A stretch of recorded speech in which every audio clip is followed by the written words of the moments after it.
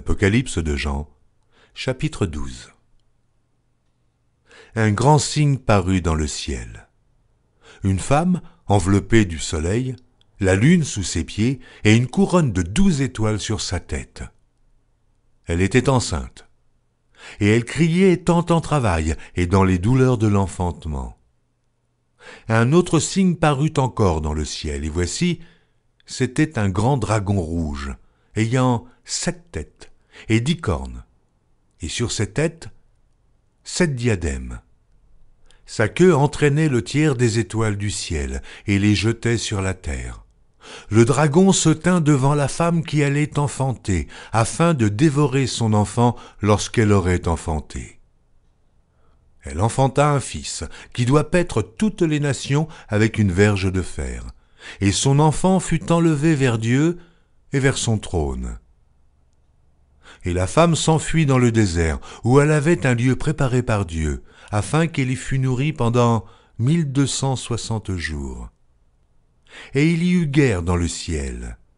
Michel et ses anges combattirent contre le dragon, et le dragon et ses anges combattirent, mais ils ne furent pas les plus forts, et leur place ne fut plus trouvée dans le ciel. Et il fut précipité le grand dragon, le serpent ancien, appelé le diable et Satan, celui qui séduit toute la terre. Il fut précipité sur la terre, et ses anges furent précipités avec lui.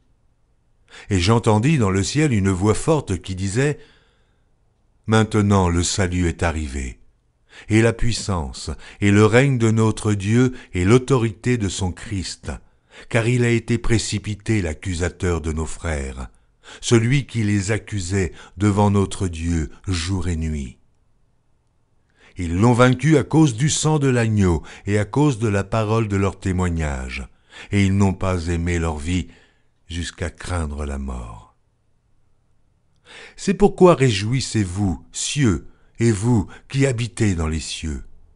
Malheur à la terre et à la mer, car le diable est descendu vers vous, animé d'une grande colère, sachant qu'il a peu de temps. Quand le dragon vit qu'il avait été précipité sur la terre, il poursuivit la femme qui avait enfanté l'enfant mâle. Et les 2 ailes du grand aigle furent données à la femme, afin qu'elle s'envolât au désert, vers son lieu, où elle est nourrie un temps, des temps, et la moitié d'un temps, loin de la face du serpent. Et de sa bouche, le serpent lança de l'eau, comme un fleuve derrière la femme, afin de l'entraîner par le fleuve. Et la terre secourut la femme.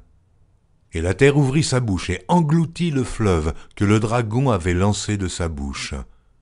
Et le dragon fut irrité contre la femme, et il s'en alla faire la guerre au reste de sa postérité, à ceux qui gardent les commandements de Dieu et qui ont le témoignage de Jésus.